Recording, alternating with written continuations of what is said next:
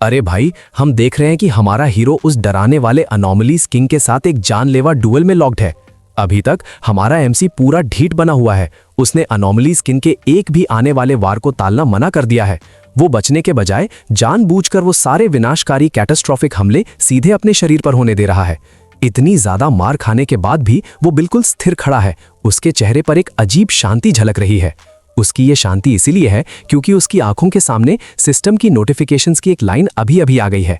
पहली अलर्ट में लिखा है डेथ काउंट। उसके बाद दुश्मन एनिमी का जरूरी स्टेटस अपडेट आता है, किंग ऑफ डेथ। सिस्टम समझाता है तुम्हारी एबिलिटी के कारण तुम खुद को मौत द्वारा नियंत्रित गवर्नड एक साइकिल चक्र में घसीट चुके हो। जरूरी डीबफ स्टेटस रिवील होता है, वीकनिंग लेवल 10%। जैसे ही वो इन अलर्ट्स को समझता है, एमसी का एक्सप्रेशन तेज हो जाता है और वो गहरे फोकस्ड एनालिसिस विश्लेषण में डूब जाता है। उसको एहसास होता है कि किंग ऑफ डेथ द्वारा मार्क होना मतलब तुरंत मौत। उस लॉक ऑन से बचना नामुमकिन है। उस प्राणी की पावर एब्सोल्यूट है।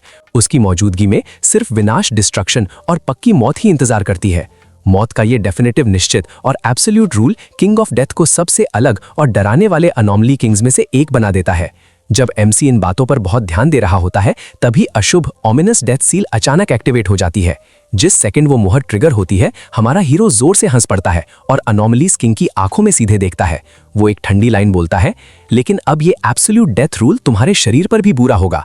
एमसी को बिल्कुल बिना चोट खड़ा देखकर अनोमलीज किंग को भयानक विनाशकारी गुस्सा आ जाता है। अपने पूरे गुस्से में वो तुरंत ही high powered pure death energy attacks की बौछार छोड़ देता है। अनगिनत नेक्रोटिक पावर की शॉक वेव्स हीरो की तरफ आती हैं और बिना दया के सीधे उससे टकराती हैं। और जिस पल वो सब विनाशकारी वार एमसी से टकराते हैं, एक जानी पहचानी सिस्टम नोटिफिकेशन फ्लैश होती है। ये प्रोग्रेस कंफर्म करती है, डेथ काउंट 3। तुरंत बाद ही एक और जरूरी सिस्टम अलर्ट दिखती है जो बढ़ते हुए डीबफ का डिटेल देती है। सिस्टम समझाता है तुम्हारी एबिलिटी के कारण किंग ऑफ डेथ एक बार फिर से वीक हो गया है और बेहोश होने की स्थिति स्टेट ऑफ कोलैप्स में जाना शुरू कर दिया है। डीबफ गहरा होता जा रहा है, वीकनिंग लेवल 30%। इन सिस्टम अपडेट्स के साथ ही अनोमलीज किंग का शरीर, जो पूरा हड्डियों से बना है, कई जगहों से टूटना और टुकड़े टुकड़े होकर खुद को विनाश करना शुरू कर देता है। अपनी बर्बादी को देखते हुए अनोमलीज किंग को बहुत ज्यादा घबराहट होने लगती है। यार, ये कितनी भयानक आयरनी है। उसका हर एक अटैक जो वो हीरो पर करता है, वही साथ ही डेथ मार्क्स को ट्रिगर कर रहा है और उसके खुद के शरीर का विनाश कर रहा है। इधर हमारा हीरो शांति से अपने हाथ से मुंह पर आया हुआ खून का एक कतरा पहुंचता है। उसके विचार ठंडे और हिसाब किताब करने वाले हैं। वो मन में सोचता है, देखते हैं कि तुम कितनी देर तक टिक सकते हो, इससे पहले कि मैं तुम्हें पूरी तरह से थका दूं। जैसे ही ये जानलेवा स्ट्रैटेजी पक्की होती है, वो तुरंत हमला, ऑफेंसिव करने के लिए पलटता है और अपना खुद का पावरफुल एनर्जी टाइप अटैक छोड़ने की तैयारी करता है। वो सीधा अनोमलीज किंग पर अटैक फायर करता है और वो हड्डियों के स्ट्रक्चर से जोर से टकराता है। ब्लास्ट सीधा किंग के शरीर के आर पार चला जाता है, उसे सफाई से छेद देता है। टक्कर के ठीक उसी पल सिस्टम नोटिफिकेशंस की एक और जरूरी झाड़ी नीचे आती है। Mark mysterious yellow springs activated. Effect भयानक है। किंग ऑफ डेथ को डेब नेदर फायर मिल गई है। आखिरी अपडेट कंफर्म करता है, शरीर को जलाता है। अपने ही अंदर से ये डराने वाली डेथ मार्क्ड एनर्जी निकलते हुए देखकर अनोमलीज किंग पूरे डर से पीछे हटता है। दुश्मन का ध्यान भटकते और उसका फोकस टूटते हुए देखकर हमारा हीरो तुरंत दोबारा अटैक करने के लिए लपकता है। वो इस डिस्ट्रैक्शन का फायदा उठाता है और साथ ही अपने दुश्मन की गलत सोच पर विचार करता है। वो सोचता है, जैसे कि डेथ इम्प्रिंट के डिस्क्रिप्शन में लिखा था, किंग ऑफ डेथ ने अभी तक वो कमजोरी, वीकनिंग नोटिस नहीं की है जो मैं उस पर डाल रहा हूँ। एमसी किंग का घमंड समझता है। उसने डेथ इम्प्रिंट की एबिलिटी से होने वाला दर्द तक महसूस नहीं किया है। एमसी निष्कर्ष निकालता है। वो मानता है कि मेरे अटैक्स बेकार हैं और वो उसकी इस गंभीर ओवर कॉन्फिडेंस का फायदा उठाता है। तेजी से सोचते हुए वो एक दहकती हुई आग की तलवार समन करता है और अनोमलीज किंग पर बुराई से वार करता है। लेकिन जिस पल अनोमलीज किंग एमसी के अटैक को पहचानता है, वो तुरंत ही अपना काउंटर स्ट्राइक छोड़कर जवाब देता है। दोनों अटैक्स एक साथ लगते हैं और पावर की एक शानदार फ्लैश में टकरा जाते हैं। जिस पल हमारे हीरो का वार अनोमलीज किंग से टकराता है, सिस्टम तुरंत जरूरी अपडेट्स का एक और सेट देता है। नया मार्कर डेथ काउंट 4। कमजोरी लगातार बढ़ रही है। किंग ऑफ डेथ लगातार वीक हो रहा है। पावर ड्रॉप बढ़ा है। Weakening level 45%। Mark death collapse triggered. Update उसकी सफलता कंफर्म करती है। इस बार मार्क पूरी तरह से ट्रिगर हो गई है। लेकिन ये इंटेंस लड़ाई एक कीमत पर आती है, क्योंकि अनोमलीज किंग से लड़ते हुए हमारे हीरो का खुद का शरीर धीरे धीरे टूटने और बिखरने के निशान दिखाना शुरू कर देता है। डैमेज देखकर एमसी का एक्सप्रेशन गंभीर हो जाता है। जब वो सोचता है ये फिर से शुरू हो रहा है। जब वो गहरे विचारों में होता है, एनॉमलीज किंग अपने बड़े हड्डियों वाले हाथों से बुराई से हीरो को पकड़ लेता है और पूरे कॉन्सेंट्रेटेड गुस्से से उसकी तरफ घूरता है। ठीक इसी पल एमसी का शरीर साफ तौर पर नजदीक से टूट रहा है और नाजुक पत्थर की तरह बिखर रहा है। एनॉमलीज किंग की आंखों में सीधे देखते हुए वो दुश्मन को टॉन्ट करता है, किंग ऑफ डेथ, अब खुद को देखो, तुम क्या बन चुके हो। जैसे ही हमारा हीरो ये ठंडा ताना देता है, एनॉमलीज किंग सहज रूप से अपने खुद के शरीर की तरफ देखता है। जैसे हमारे हीरो का शरीर पत्थर की तरह बिखर रहा है, वैसे ही एनॉमलीज किंग का विशाल हड्डियों का स्ट्रक्चर भी टुकड़ों में टूट रहा है और अनगिनत हिस्सों में बिखर रहा है। उस जरूरी पल में हमारा हीरो अपनी यांग एट्रीब्यूट पावर एक्टिवेट करता है, जो कि एक विनाशकारी मूव है। उसका शरीर शुद्ध आग में फट जाता है और तुरंत गायब हो जाता है, एनॉमलीज किंग की पकड़ से निकल जाता है। तुरंत ही सिस्टम की एक और क्रिटिकल नोटिफिकेशन आती है जो बचकर निकलने का नतीजा दिखाती है। Death count 5, king of death, weakening level 60%। इस पॉइंट पर एनॉमलीज किंग का शरीर जो धीरे धीरे सड़ रहा था, अचानक एक ही पल में हिंसक और पूरी तरह से टुकड़ों में टूट जाता है। इस विनाशकारी आत्मविनाश को देखते हुए एनॉमलीज किंग एक आधी दर्द भरी चीख निकालता है। एक आखिरी फैसला सुनाने वाली सिस्टम नोटिफिकेशन आती है जो तेजी से हो रहे विनाश को कंफर्म करती है। Mark hellish evil vision triggered.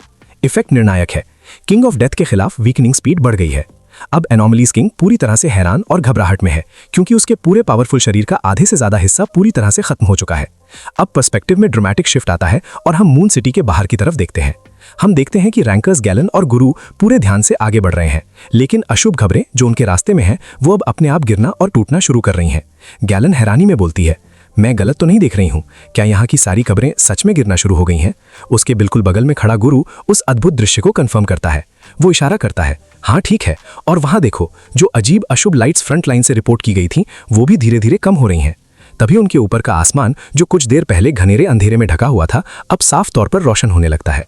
ये बदलाव देखकर लिन यी चमकती हुई मुस्कान के साथ उम्मीद से पूछती है, तो क्या इसका मतलब है कि मेरा कजिन सच में अभी भी जिंदा है?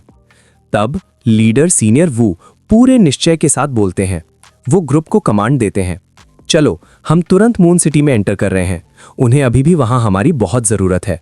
वो टैक्टिकल ऑर्डर देते हैं, हमारे पीछे के टीममेट्स को इन्फॉर्म करो कि वो हैवी सपोर्ट दें।